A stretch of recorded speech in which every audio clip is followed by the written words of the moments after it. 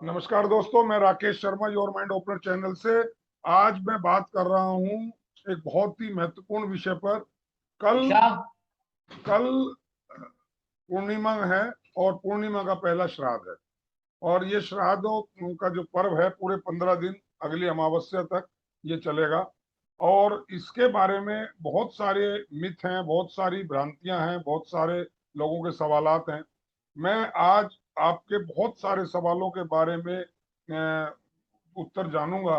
मेरे साथ मशहूर जो ज्योतिषाचार्य और मैं कहूंगा कि वेदों के भी ज्ञाता हैं और इन्होंने बहुत ज्यादा अध्ययन किया है इस विषय में। तो मैं उनसे जानूंगा कि श्राद्ध क्या है, श्राद्ध का महत्व क्या है, श्राद्ध क्यों मनाने चाहिए, और इसको ना मनाने से क्या नुकसान हो सकता है, इसका धर्म से क्या संबंध है, शास्त्र से क्या संबंध है, और सामाजिक मान्यताओं और मर्यादाओं से क्या संबंध है। मैं आज आपको मिलवा रहा हूँ आचार्य गिरिजा शंकर जी से। आचार्य गिरिजा शंकर शर्मा जी बहुत जाने माने ज्योतिष आचार्य भी हैं और विद्वान हैं। और इनसे अनेक विषयों पर हमने पहले भी बातचीत की है। गिरिजा शंकर जी, आपका बहुत बहुत स्वागत है इस चैनल में। नमस्कार राकेश जी। राकेश जी, बहुत बहुत जी नमस्कार। जी। मैं सवाल ये कर रहा हूँ, ये जो कल पूर्णिमा का पहला श्राद्ध माना जाता है, कल से श्राद्धों जी का पर्व शुरू है। तो इसके बारे में आप जी। बताएं, श्राद्ध एक्चुअल में है क्या। यहाँ से हम शुरू करते देखिए, सबसे पहले तो मैं ये बताऊं आपको कि श्राद्ध 16 नहीं 17 है। हैं। जी, क्या है? 17 श्राद्ध हैं आपके हिसाब हाँ, से। जी। मेरे हिसाब से नहीं, शास्त्र। शास्त्रोक्त बात कर रहा हूं। जी 16 श्राद्ध तो सबको पता ही है। जी लेकिन जब श्राद्ध खत्म हो जाते हैं तो जिस दिन हमारा पहला नवरात्रा होता है उस दिन नांदी श्राद्ध होता है, नाना पक्ष के लिए। और नांदी श्राद्ध होने के पश्चात ही नवरात्रे आरंभ होते हैं। जी आप समझे मेरी बात को? जी क्या समझे कि एक श्राद्ध और होता है उसको बोलते हैं नांदी श्राद्ध। और वह श्राद्ध पूर्व मुख होके ही होता है, जैसे बाकी श्राद्ध दक्षिण मुख होके होते हैं। जी तो सबसे पहले तो मैं आपको ये बताना चाह रहा हूं कि श्राद्ध क्या चीज है। जी तो जी श्राद्ध का संबंध है श्रद्धा से। क्या है? श्रद्धा। जी श्रद्धा मापते इति श्राद्धा। जी कि जब हमें कहीं से भी किसी भी प्रकार की श्रद्धा उत्पन्न होती है अपने पूर्वजों के प्रति, तो हम श्राद्ध करने के योग्य हैं, अन्यथा नहीं है। जी श्राद्ध का मतलब ये नहीं कि हमने खाना बनाया, खिलाया, खा लिया, दे दिया, है, एक प्रक्रिया को कर दिया ना। जब तक हमारे अंदर अपने पूर्वजों के प्रति श्रद्धा नहीं होगी तो श्राद्ध का कोई महत्व ही नहीं रहेगा, पहली बात। जी दूसरी बात कि श्राद्ध का क्या समय है।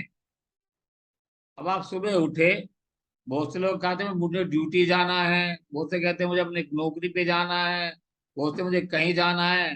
तो उठे और फटाफट अपना खाना बनाया, मंदिर में पहुंचा दिए थाली, या किसी ब्राह्मण को बुला लिया, उसको भोजन करा दिया, चाहे जी उसे भूख है या नहीं है, वो भोजन के उस समय योग्य है या नहीं है। आपको अपना काम करना है, चाहे वो खाए ना खाए, चाहे एक टुकड़ा खाया उसने ना, ऐसा नहीं। श्राद्ध का समय जो है वो निश्चित है कि हमें 12 बजे के बाद श्राद्ध करना चाहिए। दोपहर को 12 बजे। दोपहर में 12 बजे, 12 बजे के बाद जो है हमें श्राद्ध करना चाहिए। और श्राद्ध के बाद अगर हो सके तो तर्पण करना चाहिए। पहले भोजन कराना चाहिए और फिर तर्पण। बहुत से लोग जहां देखा गया कि पहले तर्पण कर लेते हैं फिर भोजन कराते हैं, नहीं। विषय है कि पहले भोजन, फिर उसके बाद तर्पण। जैसे कि हम पहले हवन करते हैं और हवन के बाद क्या करते हैं, तर्पण करते हैं ना, जी मार्जन करते हैं, जी पूर्ण आहुति करते हैं। उसी प्रकार से पहले हमें ब्राह्मण को भोजन कराना चाहिए जब उसे खूब अच्छी तरह भूख लगने लगे। और लेकिन उसमें भी महत्व लेकिन है मैं खीर मैं का। थोड़ा सा यहाँ रोक रहा हूँ। जी आपने कहा कि उसको भूख लगे। दरअसल खास तौर से मैं शहरों की बात कहूँ कि जी। शहरों में जो व्यावसायिक आपाधापी है, जैसा आपने भी कहा कि हम्म। मुझे ड्यूटी जाना है, मुझे बिजनेस में जाना है, शॉप पे जाना है, फैक्ट्री में जाना है, तो उसमें आदमी सुबह सुबह कोशिश करता है। दूसरा, ब्राह्मण भी 12 बजे तक कोई भूखा रहे कि मुझे 12 बजे के बाद ही जाके निमंत्रण मेरा आज का है तो मैं 12 बजे तक भूखा रहूं, बहुत ज्यादा संभव नहीं लगता। दूसरी बात कि 12 बजे तक अगर कोई श्राद्ध करेगा तो निश्चित तौर पर उसे उस दिन छुट्टी लेनी पड़ेगी अपने व्यवसाय से, अपनी नौकरी से, उससे। एक बात तो ये प्रैक्टिकल जो अड़चने हैं, जो परेशानियां हैं, ये हैं, और इनके चलते भी जी। लोग कहते हैं हमें राकेश जी, वो श्राद्ध बात करना। आपकी आपकी बात ठीक है, जी। लेकिन घर में कोई भी करा सकता है, जरूरी नहीं कि जिसको जाना वही कराए। अच्छा, तो नहीं, जल पौत्र किसको है। दे? जल जो है वो किसको देना चाहिए? कौन दे देखिए जल सकता है? तो कौन पुत्र। कौन उसका अधिकारी है? जल अतर्प एक जल को देखिए, श्राद्ध में। जल के अधिकारी सब हैं। जी। जल के अधिकारी सब हैं। महिलाएं भी। पुत्र भी है, पौत्र भी है, पत्नी भी है, सब हैं। तो सबका संबंध जो है पितृ शब्द से, पुत्र है, पौत्री है, पौत्र है, पत्नी है, ये सब जुड़े होते हैं। सबका संबंध किससे है? पितृ से है। पत्नी पूर्वजों को तारने वाली, पुत्र पूर्वजों को तारने वाला, पौत्री पूर्वजों को तारने वाली।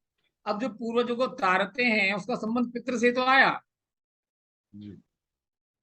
अब जब उसका संबंध हमारे पितृ से आया, तो जो उस समय उपलब्ध है अच्छी प्रकार से वह करे। जरूरी नहीं कि उसी को करना है जिसका मतलब इसी उसी की उसमें जिम्मेदारी है। उसमें एक, जिम्मेदारी सबकी है। चलिए, तो ये श्राद्ध जब जो हम है। सब हिस्से के, जब हम किसी भी पितरों के, पूर्वजों के, प्रॉपर्टी के, धन के, सब चीजों को इस्तेमाल हम बराबर करते हैं सब लोग, तो हम सबका दायित्व तो बनता है। ठीक है, मान लिया, ये बात जी। क्लियर हो गई। अब सवाल ये उठता है, सबसे पहला सवाल ये था कि श्राद्ध है क्या? आपने कहा श्रद्धा नहीं, से मैं वही सब बता हो। रहा हूँ कि श्राद्ध तो है क्या। हाँ, मैंने क्या कहा कि सबसे पहले श्रद्धा। ठीक है, उसके बाद? ठीक है, अगर श्रद्धा है तो श्राद्ध का महत्व है। अगर श्रद्धा नहीं है तो श्राद्ध का महत्व ही नहीं है। नहीं, मैं महत्व नहीं, मैं जानना ही चाहता हूँ श्राद्ध क्या है। महत्व और हाँ। महत्वहीन मैं होना वो देखो, दूसरी बात है। मैं अपने आप को अपने पितरों के लिए श्रद्धा पूर्वक अपने को त्याग करता हूं, धारण करता हूं। जी। श्राद्ध धारण करता हूं अपने पूर्वजों को अपने घर में अपने प्रति श्राद्ध के समकक्ष उनको रखकर मैं श्राद्ध करता हूं। पहली बात श्राद्ध ये हुआ। दूसरी बात कि श्राद्ध का महत्व क्यों है और श्राद्ध क्यों किए जाते हैं। श्राद्ध का महत्व इसलिए है कि संसार में कोई भी चीज लोप नहीं होती उसका अंत होने के बाद भी। मृत्यु अगर किसी चीज की हो गई है उसके बाद भी वो है। एक मकान है, वो चला गया, खत्म हो गया, लेकिन भूमि है ना वहां पे। भूमि स्थित है, मकान को नहीं, तोड़ दिया, पूरा वो तो मलबा साइंस उठा का भी दिया। रूल है कि केवल आप उसका रूप चेंज हो सकता है, उसकी हाँ, दिशा दशा परिवर्तन हो सकता है, लेकिन वो खत्म नहीं हो सकती, ना ही कोई बिल्कुल सर्जन हो बिल्कुल। सकता। ठीक है। बिल्कुल बिल्कुल। लेकिन बिल्कुल लेकिन बिल्कुल लेकिन वही इसको, बात है कि वहां एक सवाल आ जाता है। हमारे हमारे दिमाग से तो वो खत्म होगी। वहां क्या हुआ वहां कि ये वहां चीज थी। वहां एक सवाल मैं आता आप। है। वहां जी। एक सवाल आ जाता है कि हमारे किसी भी पूर्वज की, हमारे दादा परदादा जो भी है, किसी की मृत्यु हो गई, और जिनकी मृत्यु होगी उन्हीं का श्राद्ध है, उन्हीं के हम्म। श्राद्ध करते हैं ना। अब मृत्यु होने के बाद माना ही जाता है या तो पुनर्जन्म होगा, एक, या पुनर्जन्म नहीं होगा, मोक्ष, दो।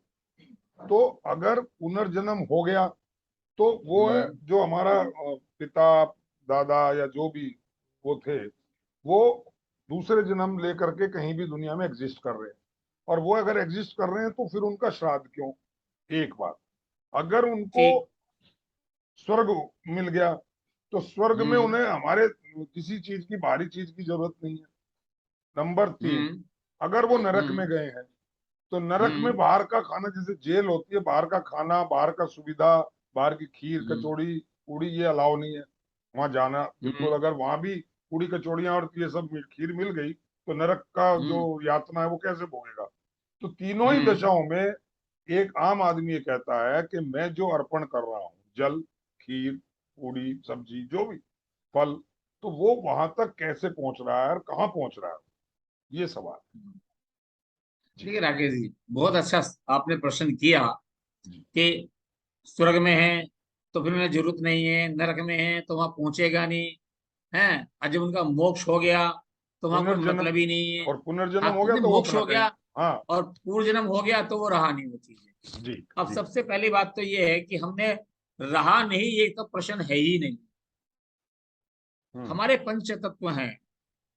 हम्म। हम मरे, अग्नि हम्म। में गए, वायु में गए, जल में गए, पृथ्वी में गए और आकाश में गए, पंच तत्व में विलीन हो गए। जी। अब पंच तत्व जो है वो जब एक साथ एक बिंब में कभी मिलते हैं तो पूर्व जन्म होता है। अब सुन लीजिए पूरी बात। दोबारा बताएं। जब जब वो कण पंच। है हमारे ना, हाँ अब हाँ तो हाँ। कण अलग अलग हो गए ना। वो एक जब जल एक में साथ चला गया, हमारे मिलेंगे तो फिर एक रूप आएगा। हमारा अस्थि जल में चली गई हम्म। है, हमारा शरीर अग्नि तत्व में चला गया, वायु में हमारे कण चले गए उन चीजों के, जी। और हमारे साथ आकाश पृथ्वी साथ में है, सब कुछ मिल गया। और वो जी। सब अलग अलग चीजें चली गई हमारे पंच तत्व की। जी। फिर वो हमारे पंच तत्व जो दोबारा से जी। इकट्ठे होते हैं और उसका एक पिंड बनता है, तो जी। फिर हमारा पूजन होता है। पहली बात ही। ठीक अब है। कब होगा पूजन, ना ये आपको पता है, ना मुझे पता है, ना किसी और को पता है। जी। अब उसका अंदाजा कैसे लगाएंगे हम कि पूजन हम्म। हो चुका। हम्म। तो क्या करते हैं हम एक प्रक्रिया है हमारी हम्म। कि हम दे रहे हैं। क्या पता 1 वर्ष में हो, 100 वर्ष में हो, 1000 वर्ष में हो, 10,000 वर्ष में हो पूजन, और लाख वर्ष में हो। तो अच्छा, इसीलिए ऐसा हम नहीं तो है वो मान्यता हाँ, कि इधर से आत्मा निकली और दूसरी तरफ दूसरा शरीर धारण कर लिया उसने, ऐसा नहीं है। सिस्टम नहीं, ये दो नहीं है। आत्मा भी तो दो, आत्मा भी तो दो है ना। मतलब। एक बाह्य आत्मा, एक आंतरिक आत्मा। हम्म। जैसे कि आपके शरीर के सब कुछ दो अंग है ना। आंखें हम्म। दो हैं आपकी, हम्म। नोज दो है आपकी, लिप्स दो है आपके, दंत पक्ति दो है, किडनी दो है, हम्म। आते दो है, दिमाग दो है, हाथ दो है, पांव दो है, दिन हम्म। है तो रात्रि है, स्त्री है तो पुरुष है, सब कुछ दो है, सिंगल कुछ नहीं है। आकाश है हम्म। तो पृथ्वी है। ऐसे ही एक बाह्य आत्मा, एक आंतरिक आत्मा। हम हम्म। कहते हैं ना, ओम अपवित्रा पवित्रो वा सर्वावस्थांगतो विवाह, यह स्मृत पुंडरीकाक्षम से बाह्याभ्यंतरा सूची बाह्य और है। अंतर दोनों का सूत्रीकरण कर दे। ठीक है। हाँ, हाँ। ठीक है। तो हाँ। ऐसे एक बाह्य आत्मा है, एक आंतरिक। जो आंतरिक आत्मा है वह जाके सीधा निकल के प्रवेश कर जाती किसी भी चीज में। ठीक है। उसके लिए कोई सर्टिफिकेशन नहीं चाहिए उसे किसी चीज का भी।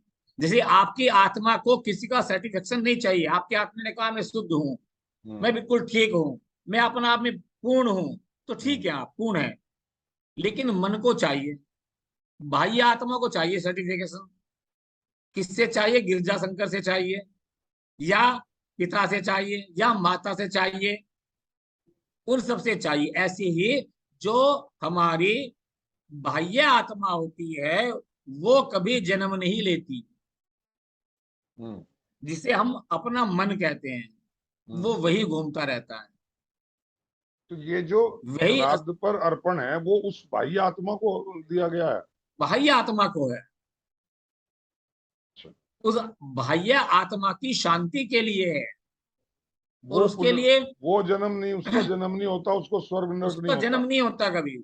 ना कभी ना स्वर्ग उसका ना मरण नरक। होता है, ना उसका जन्म होता है। तो वो वही जो बाह्य आत्मा है, हम्म, वही भूत प्रेत पिशाच प्रेत गंधर्व जो भी बनेगी वो बनेगी, रूप तो लेगी ना वो भी। रूप लेगी। लेकिन लेकिन जब वो रूप लेगी, हम्म, उससे पहले मैं यही पता नहीं कि 1000 साल में लेगी, 10,000 साल में लेगी। तो तब इसका तक मतलब वो, उसको ऐसे ही छोड़ दे? अच्छा तब तक वो कहाँ विचरण कर रही है? आकाश में। कहीं भी विचरण करे, वो वायु में कर रही है, अग्नि में कर रही है, कहाँ कर रही है। इसीलिए हम जल देते हैं, भोजन देते हैं, वो सब कुछ देते हैं। कहते हैं कौवों को दो, हाँ, चींटियों कौवों की को दो। बात याद आई। कौवों की अब मैं बात बता याद रहा हूँ आई। ना वही, जी। भाई, गौ बलि, काग हम्म। बलि, कीट पतंग बलि, है ना, उस प्रकार से हम सबकी रोटियां बलि देते हैं कि किस रूप में है वो जल के रूप में है, अग्नि के रूप में है, वायु के रूप में है, पृथ्वी पर विचरण कर रही है या आकाश में विचरण कर रही है। और आकाश में विचरण कर रही है तो उसे आकाश में कौन दे सकता है? काग दे सकता है। पृथ्वी पाताल में कौन दे सकता है? चींटी दे सकती है, कीड़े मकोड़े दे सकते हैं जिनके लिए हम अन्न रखते हैं। या हम जल में जल देते हैं, या फिर गौ में बताते हैं कि सारे देवता विराजमान है, तो किस देवता में है वो? उस देवता में उसके पास भोजन, इसलिए उन सबको हम भोजन देते हैं कि उनके थ्रू, उनके निमित्त से वो उनको पहुंच जाए, कैसे ना कैसे, किसी ना किसी। जी ये पूरा एक भाव होता है, एक श्रद्धा होती है। अब 4-5 बैंक है आपके पास, आप कौन सा बैंक आपका किस जगह एटीएम से अमेरिका में देगा, कनाडा में देगा, जर्मनी में देगा, फ्रांस में देगा किसको पैसे? तो आप वो सब ढूंढोगे, सब चीजें ढूंढोगे। तो आज अगर आप यहाँ बैठे बैठे हजारों करोड़ों रुपए दे देते हैं दूसरी जगह और वो मिल जाते, कैसे मिल जाते हैं बताइए? जी, वो साइंस, इसलिए मिल वही जाते विज्ञान हैं यहाँ है। हाँ, वही विज्ञान ये यहाँ पे काम करता है कि हमने यहाँ दिया और वहां मिल गया। जैसे कि बर्फ पड़ रही है शिमला में और ठंड हो रही है दिल्ली में। लेकिन अब उसमें सवाल ये उठता है, आपकी मैंने मान ली बात, हमारे दर्शकों जी ने भी सुन लिया कि आपने कहा कि वो न जाने किस योनि में है, वो भूत प्रेत में है, गंधर्व में है, नाग में है, किन्नर में, कहाँ है, कहाँ नहीं। लेकिन लेकिन क्या साल में एक बार, ये अश्विन मास के जो ये श्राद्ध पर्व है, इसमें एक बार एक भोजन करा देने से वो पूरा वर्ष तृप्त रहते हैं? देखिए, हमारे यहाँ तो लिखा हर अमावस्या पे, हर जी अमावस्या पे लिखा हुआ है जी। कि हर अमावस्या पे भोजन देना चाहिए, तर्पण करना चाहिए। लेकिन मान लो किसी को 10 दिन भोजन नहीं मिला और 11वें दिन मिल जाए तो जब भी तृप्त हो सकता है। तो ये तो साल में अक्सर एक ही बार लोग करते हैं, और उसमें भी अब विधान नहीं, जो आपने बताया ऐसा उस नहीं विधान है। से, अच्छा अगर उनको सुबह ये खिला दिया जाए, अगर उनको सुबह खिला दिया जाए 9 बजे, 10 बजे मैं अपने कार्यालय के लिए चलता हूँ, उससे पहले मैंने खिला दिया, तो क्या वो तृप्ति नहीं होगी? नहीं, तृप्ति होगी, पूर्णता तृप्ति नहीं होगी। देखिए, आप सुबह अपने कितने भी नाश्ता कर लिया हो हैवी, उसके बाद जब दोपहर जैसे ही लंच का समय होगा आपको याद आने लगी यार भूख लग रही है, चाहे नहीं, आप उसके लिए एक ही टुकड़ा खाएं हाँ वो या ठीक दो है, ही वो टुकड़े खाएं, ठीक है, वो ठीक है, लेकिन जैसे ही आपका समय हुआ जी भोजन का, जी, आप लोग नाश्ता करके जाते हैं ना खूब, तो तो फिर ये नाश्ता समय, करने के बाद ठीक है, ये समय हम ऐसे ही लंच अपने होता है तो क्या करते हैं, अरे अपने लंच हो गया भाई, चलो अपने एक रोटी तो अनुसार, खा ही लेते हैं। अपने अनुसार हमने ये तय किया, या इसका शास्त्रों में कोई विधान है कि दोपहर को नहीं, ही शास्त्रों में ही विधान है कि अच्छा, मध्याह्न में भोजन करने से सुबह की और रात्रि की तृप्ति हो जाती है। इसलिए दोपहर को करना चाहिए। हाँ, लेकिन मध्याह्न में दोनों ऐसा की नहीं है कि अगर सुबह करा दिया तो वो निष्फल गया, ऐसा भी नहीं। नहीं, निसफल की बात नहीं है, हम्म, बात है केवल तृप्ति की। तृप्ति और विधान ये है, बाकी आप हाँ, विधान ही। शाम को भी खिलाएं तो खा तो लेगा आदमी, जैसे भी खाए। हाँ जी। जी। दूसरी बात, मैं, अभी आपने बताया कि कोई भी दे सकता है, उसमें एक सवाल ये उठता है कि कई बार ये माना जाता है कि सपोज मेरे कल्पना करिए मेरे दादाजी का श्राद्ध है और मेरे पिता जिंदा है, मेरे चाचा जिंदा है, ताऊ जिंदा है, और मैं हूँ, मेरा पुत्र है, पौत्र है, मेरा भी है, पीढ़ी 3-4 तो क्या, क्या मतलब मुझे जल देना चाहिए या मेरे पिता को जल देना चाहिए उनके लिए? नहीं, देखिए ऐसा है शास्त्र क्या कहता कि है? शास्त्र ये कहता है कि सबसे पहला अधिकार पुत्र का है। जी वो सामर्थ्य नहीं है, जैसे आपने कहा ना कि उनको ड्यूटी जाना पड़ गया, किसी को कहीं जाना पड़ गया, आप समझे मेरा? तो फिर चाचा दे सकता है, उनको अधिकार है। फिर वो भी नहीं है तो पुत्र दे सकता है, उनको अधिकार है। वो भी नहीं है तो पत्नी दे सकती है, उनको अधिकार है। अधिकार सबको है, लेकिन जिसका राइट बनता है सबसे पहले, पहले अधिकार उसका है। तो अगर अगर मान लो मेरे पिता है, मान लो क्या है ही, मेरे पिता ने मेरे दादाजी के श्राद्ध पे जल दे दिया, तो मुझे तो फिर कुछ नहीं करना ना? आपको आवश्यकता नहीं है। हाँ, मैं वही वही पूछ रहा हूँ। तो मैं उस चीज से, जब तक जब मेरे तक बड़े वो बैठे हैं। हैं, जी जब तक वो हैं, उन्होंने दे दिया तो आपको आवश्यकता नहीं है। और अगर वो अस्वस्थ हैं या किसी भी वजह से वो कहते हैं भाई तुम ही कर जो लो, भी कोई भी कारण रहा तो फिर हो, हम कर सकते हैं। अच्छा, बिल्कुल कर सकते हैं। घर में मैं, मेरे पिता हैं, मुझे दादा का श्राद्ध करना, हम 4 भाई हैं या 3 भाई हैं, तो क्या हम अलग अलग करें, या बस पिता ने कर दिया, या पिता ने नहीं किया, मुझे कह दिया ज्येष्ठ पुत्र होने के नाते कि आप कर दो, तो फिर मेरे छोटे भाइयों को, उनको भले ही उनकी रसोइयां अलग हो तो जरूरत नहीं। देखिए, होता क्या है राकेश जी, अगर जी। आप एक जगह इकट्ठा रह रहे हैं जी। तो आपको एक ही कर देगा तो कोई दिक्कत नहीं है। अगर एक लेकिन रसोई है अगर तो। आप, हाँ एक ही रसोई, अगर आप सारे सारे अलग अलग हो गए हैं, जी। आपको पता ही नहीं है, तो उसमें सबका अधिकार बनता है। क्यों? कि हो सकता है मुझे, मैं तो सोचता रहूं कि राकेश जी ने कर दिया होगा, राकेश जी ने किया ही नहीं। उन्होंने कहा भाई ब्रजेश ने कर दिया होगा, या गिरजेश ने कर दिया होगा, या लोकेश ने कर दिया होगा। जी। और पता लगा शाम को कि उन्होंने तो सोचा कि किसी ने भी राकेश नहीं जी ने किया। कर दिया, इसलिए मैंने किया ही नहीं। और अगर सब करते, अगर सब तो करते बहुत अच्छी बात, सब भी तो कर सकते हैं, कोई कोई इसमें बुराई नहीं। कोई बुराई, वो बल्कि और अच्छा ही है। अच्छा, तो श्राद्ध में जैसा कुछ लोगों का मानना है कि प्याज लहसुन वगैरह का इस जगह उपयोग नहीं करना चाहिए। कुछ हमारे ऐसे भी दोस्त मित्र हैं, जानने वाले हैं, वो कहते हैं ये हमारे पिता या दादा तो शराब पीते थे, उनको बड़ी पसंद थी, या वो मांसाहारी थे, तो हम तो श्राद्ध को उनकी पसंद का खाना खिलाएंगे, हम तो वही करें। इसके बारे में क्या कहता है शास्त्र?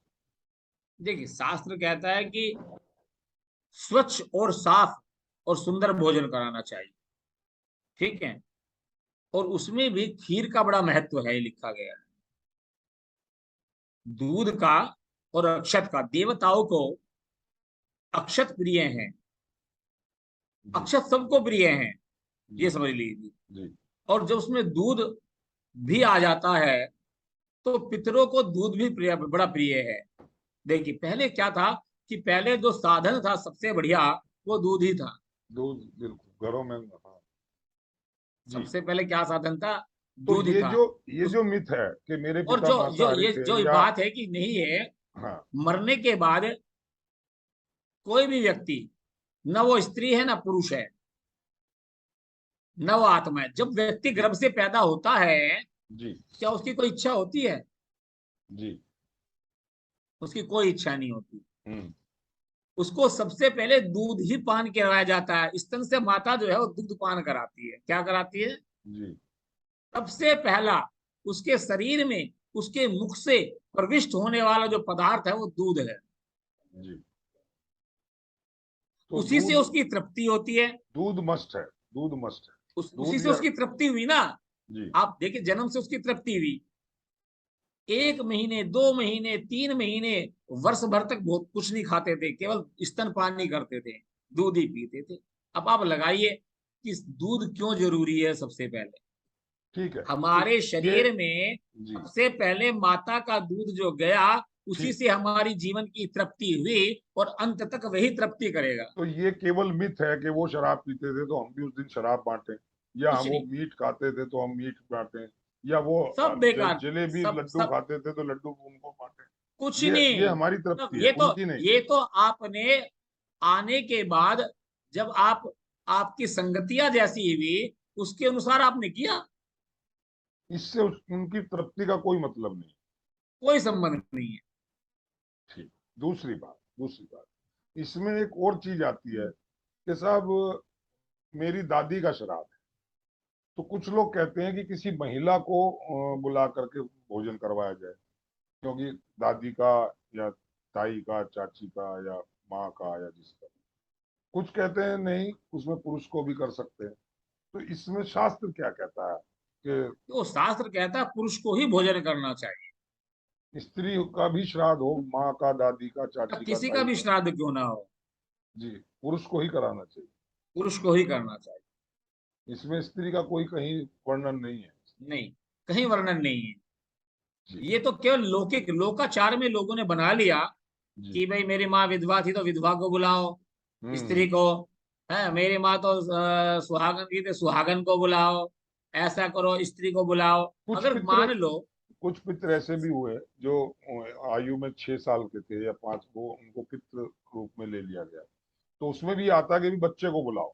उसी एज के ग्रुप के बच्चे को बुलाओ। ये सब ऐसा अवधारणाएं ऐसा क्या? शास्त्रों में कहीं नहीं है। जी, मतलब वो, शास्त्रों में केवल लिखा है कि ब्राह्मण होना चाहिए, योग्य ब्राह्मण होना चाहिए, जो गायत्री का पाठ करता हो, जी, जो संध्या करता हो, मतलब जिसमें उस चलिए, अन्न को अगर पचाने अगर की शक्ति हो। ठीक है, अगर कहीं ब्राह्मण ना मिले, अगर कहीं हम्म ऐसा है कि ब्राह्मण नहीं है, तो उस दशा में क्या वो भोजन गाय को खिलाया जा सकता है? क्योंकि ब्राह्मण नहीं बिल्कुल मिलते हैं, खिलाया, मैंने खासतौर क्या से कहा पहले। शहरों में, या किसी एक मोहल्ले में एक ही ब्राह्मण है जो इस तरह के श्राद्ध क्रम में जाके खाना खाता है। जी जी अब वो जी जी 20 जगह से निमंत्रण है, तो आजकल देखा ये गया, वो चले जाते हैं, जैसा आपने शुरू में कहा कि एक टुकड़ा खा लिया और उसने कहा बस मैं तृप्त हो गया, दक्षिणा के लिए वो चले जरूर जाते हैं। तो उस दिशा में क्या करना चाहिए? क्या कहता है देखिए, श्राद्ध? देखिए, ये लिखा है कि पहले तो ब्राह्मण को खुद सोचना चाहिए कि वो उसे तो एक ही क्योंकि निमंत्रण दक्षिणा मिल स्वीकार रही है, करना 100 चाहिए। 50 जो भी नहीं नहीं, जैसा उसको उसको लगता है। एक एक ही हाँ, एक ही निमंत्रण स्वीकार करना चाहिए, और रात्रि में भोजन भी नहीं करना चाहिए। जी, दोपहर में भोजन करने के पश्चात रात्रि में भी अपने घर का भोजन ना करे, केवल दूध इत्यादि पिए, बस यही लिखा है। तो और वो विधान गायत्री का नहीं करता जाप तो? करे, वो गायत्री का विधान, जाप भी करे साथ में, है। वो तो ब्राह्मण के क्योंकि लिए। जब तक, हाँ, तो पहले तो खुद उसे सोचना चाहिए कि जो आए उसे हाथ जोड़ के प्रार्थना से कहे कि मैंने निमंत्रण किसी और का स्वीकार कर लिया है, मैं अब आपका निमंत्रण नहीं ले सकता। पहली बात। दूसरी बात, कि अगर आपको ऐसा लगता है तो आपको क्या करना चाहिए कि गऊ को जाके भोजन करा देना चाहिए, कि गऊ में सभी देवता विराजमान है, जिसमें ब्राह्मण भी एक ऐसा देवता है, भूदेव है, जो पृथ्वी के देव है ब्राह्मण, वह भी गऊ में विराजमान है। अच्छा, जी, तो बेस्ट यही रहे कि अपना गाय को भोजन करा दे, क्योंकि पंडित वो इस अगर तरह कोई मिलने नहीं वाले मिलता है तो। मिलेंगे ही नहीं, क्योंकि वो तो सुबह हम्म 7 बजे से भोजन करना शुरू कर देते हैं, जो देखने में आया। मैं भी अब तक अपने हमारे घर में जो देखा गया, ब्राह्मण देव को बुलाते थे तो वो कहते दो घर में खा के आ गया हूँ, एक पूड़ी खा लूंगा। तो हम कहते ठीक है, जो एक खाओ आधा खाओ।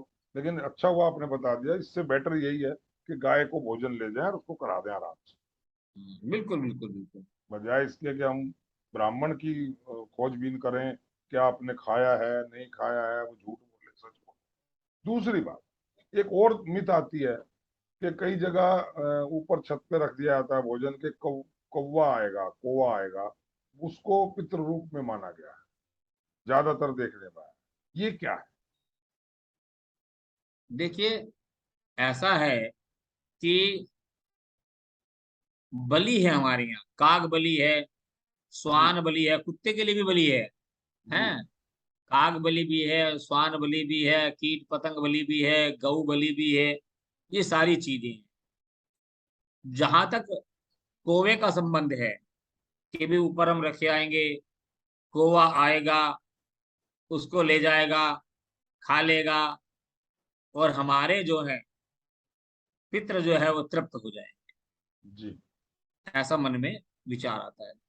उसका संबंध केवल बलि से है, न कि उसके पितरों की तृप्ति से है। पितरों की तृप्ति का संबंध केवल ब्राह्मण से ही है, आप ये समझ लीजिए। ये ऐसा तो नहीं ब्राह्मणों ने अपने लिए सुरक्षित कर लिया होगा, हमें ही भोजन कराया जाए, ऐसा कुछ और किसी को ना नहीं, कराया जाए? देखिए, जो जिसके योग्य है, ब्राह्मण, कोई ऐसी बात नहीं है।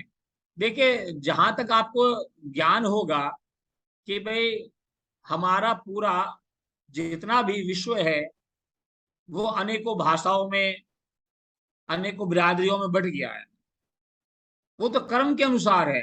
जो अच्छा, तेल ठीक है। निकालता तो वो तेली अब हो गया, एक जो कपड़े समय, धोता वो धोबी हो गया। थोड़ा सा ब्राह्मण का मेरे मतलब पास है कम है। जो एक ज्ञान का परिचायक है। एक और अहम सवाल मैं कर रहा हूँ, मुझे गीता का वो श्लोक का सार याद आ रहा है, जहाँ भगवान श्री कृष्ण अर्जुन को कह रहे हैं कि जब आपस में क्लेश होगा तो क्रोध उत्पन्न होगा, क्रोध से जो है वो बहुत सारे और अवगुण उत्पन्न होंगे, और जिस घर में क्लेश होगा उस घर की जो स्त्रियां हैं वो उल्टा हो जाएंगी, वो दूसरी जाति से संबंध बनाएंगी, और वर्ण संकर, अल्टीमेटली लिखा है कि वर्ण संकर संतान उत्पन्न होगी। और वर्ण संकर उत्पन्न होगी संतानें, तो उससे पितरों को जल नहीं मिलेगा, पितरों को अर्पण नहीं हो पाएगा, तो उससे पितृ अतृप्त रहे हो जाएंगे, ऐसा गीता में लिखा। तो मैं अब जानना ये चाह रहा हूँ कि क्या, अब किसी की मैं चरित्र पर बात नहीं कर रहा हूँ, क्या श्राद्ध का जल, श्राद्ध का जो अन्न धन जल जो भी है, वो मतलब रक्त संबंध के जो आते हैं पुत्र पौत्र पोत्री, या वही कर सकते हैं, या कोई भी कर रहा है, तो क्या वो उतना ही मतलब फलदायी और उतना ही ठीक है? सपोज देखिए, मैं आ रहा हूं कि किसी स्त्री ने दूसरी जाति में, दूसरे गोत्र में, मतलब जिसमें नहीं था, उसमें से संतान उत्पन्न करी, और वो संतान जो जल दे रही है, तो क्या वो उन पूर्वजों को पहुंचेगा? वर्ण संकर देखिए संतान, आपको आप समझ लीजिए। मैं वही बता रहा हूँ। देखिए जी आप, जी एक है 24 कैरेट का सोना, जी फिर एक आया 22 कैरेट का सोना, फिर आया एक 18 कैरेट का सोना। जी। अब सबसे शुद्ध सोना कौन सा है, बताओ? वो तो वो हो गया, रक्त 24, संबंध से जो है 24 वाला तो हो गया। 24 हो गया ना? जी। है। और जब 24 कैरेट का सोना आपके पास है तो आप 18 का लेना चाहोगे? नहीं नहीं है, मैं तो वही कह रहा हूँ कि जहां वर्ण संकर संतानें हैं, मैं वो क्या पितरों वही को बात तृप्त आपको कर समझा सकती रहा हैं या हूँ। नहीं? जी। मैं कह रहा हूँ, करने को तो कर सकते हैं, हम्म। करने को कर सकते हैं। आपने एक विमान में ईंधन भरा, वो ईंधन है 100 किलोमीटर जाने का। हम्म। एक विमान में ईंधन भरा, वो 500 किलोमीटर जाने का। हम्म। एक विमान में भरा 1000 जाने का। अब आपने वर्ण संकर का मतलब क्या है? वर्ण संकर का मतलब ये है कि आपके अंदर कितनी एनर्जी है, जी और जो आपके साथ आ रहे हैं आपके कुल की, उसकी एनर्जी कितनी है। लेकिन जी अगर तीसरा कोई आ रहा है तो उसकी एनर्जी क्या है, उसका ज्ञान नहीं है। जी आपने कर लिया, उसको एक्सेप्ट कर लिया, ले लिया, ठीक है, लेकिन उसके जो प्योरिटी है, उसकी वो प्योरिटी नहीं रहने। मतलब उससे कुल मिला के मैं मोटी सी बात ये पूछना चाह रहा था, क्या क्या वो उनको तृप्ति होगी पितरों को, वर्ण संकर देखिए, संतान के द्वारा मैंने क्या कहा दिए गए जल से कि और अगर अंश के अगर अर्पण से? वो भी अगर श्रद्धा पूर्वक और अपने कर्म के बल पे अडिंग हो, तो हम्म। उसका भी स्वीकार है। वो भी अगर अपने आप को 24 कैरेट का सोना बना ले, तो उसमें भी कोई दिक्कत नहीं है। ठीक है। और अब एक बस आखिरी एक ही मिनट बचा है, अगर सब कुछ ठीक होते हुए भी हम अपने पूर्वजों के प्रति ये सम्मान और ये श्रद्धा ना करके और श्राद्ध कर्म नहीं करते हैं, तो क्या ये पाप लगेगा, या मतलब इसको कहा जाए कि ये गलत है? नहीं, गलत है, बिल्कुल है। जी पाप बिल्कुल लगेगा। कि आपने, आपके घर में पिताजी हैं, बैठे हैं, माताजी बैठे हैं, आप बहुत अच्छा भोजन कर रहे हैं, वो आपको देख रहे हैं, आप उनको पूछ भी नहीं रहे हैं, तो क्या लगेगा? मतलब करना चाहिए, शास्त्र बिल्कुल कहता है कि करना चाहिए। करना चाहिए, बिल्कुल। कहीं भी हो, जिस भी स्थिति में हो कर सकते हैं। अब मैं मान लो अकेला पुत्र हूँ और मुझे करना है, मैं कहीं हवाई यात्रा में हूँ और उस दिन मैं घर पर नहीं हूँ, तो मैं वहां केवल जल से भी तृप्ति हो सकती है, जो मेरे साथ उस बिल्कुल। वक्त साझा। देखो, देखो गया जी में सीता जी ने दशरथ के लिए रेत का श्राद्ध पिंड बना के दिया, और उन्होंने उसको भी स्वीकार किया श्रद्धा से। समय समय केवल 40 सेकंड बचे, एक सवाल गया जी से याद आ गया। लोगों का मिथ ये है कि एक बार गया में श्राद्ध करके आने से दोबारा श्राद्ध नहीं करना पड़ता, क्या ये सच है? बिल्कुल। एक जी बार बिल्कुल श्राद्ध सत्य कर है। दें, उसके बाद जरूरत नहीं है हाँ। फिर कभी भी किसी को? नहीं, नहीं, चलिए, नहीं, बहुत ऐसा लिखा है बहुत कि गया में ठीक। मोक्ष हो जाता है। जब मोक्ष हो गया तो किसके लिए फिर? ठीक है, बहुत बहुत आपने बड़ी अच्छी जानकारियां दी। तो मित्रों, आपने सुना, आचार्य गिरजाशंकर जी ने बहुत सारे सवालों के जवाब दिए। सवाल मेरे नहीं थे, सवाल केवल मेरे नहीं थे, मेरे भी थे, आपके भी थे, आम आदमी के थे, हम जैसे जो अज्ञानी लोग हैं उनके थे, जो उन्हें नहीं पता शास्त्र में क्या लिखा है। मिथ दूर करने थे, अंधविश्वासों को दूर करना था, जो तरह तरह की भ्रांतियां हैं हम उसको दूर करना चाहते थे। कल से श्राद्ध पर्व शुरू हो रहा है, और मेरी आप सभी से विनती है और निवेदन है, और इस चैनल का भी निवेदन है कि आप जिस भी स्थिति में हो, जिस भी मतलब कैपेसिटी में हो, आप जिस तरह से कर सकते हैं अपने पितरों को जरूर अवश्य याद करिएगा, उनके प्रति उनको जल दीजिएगा, उनको जितना धन दान कर सकते हैं या कोई अन्न दान कर सकते हैं, फल दान कर सकते हैं। और जैसा आचार्य जी ने बताया कि दूध और दूध से बनी चीजें, खीर वगैरह विशेष प्रिय होती हैं इस तरह की आत्माओं को, तो आप वो करिए। आपका भगवान भला करेंगे, पितर आप पर प्रसन्न होंगे, और कोई भी प्रसन्न होगा तो आशीर्वाद मिलना लाजमी है। क्यों आचार्य जी, बिल्कुल ठीक है ना?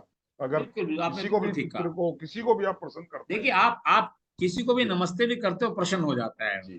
तो इन्हीं सब बातों के साथ आज के एपिसोड में इतना ही। आप सब अपने अपने ढंग से अपने श्राद्ध पर्व को मनाइए, और इसमें किसी तरह की भ्रांति ना रखिए, किसी तरह का इसमें अपवाद न रखिए। आपका ईश्वर भला करेंगे। इन्हीं सब शुभकामनाओं के साथ नमस्कार, जय हिंद, जय भारत।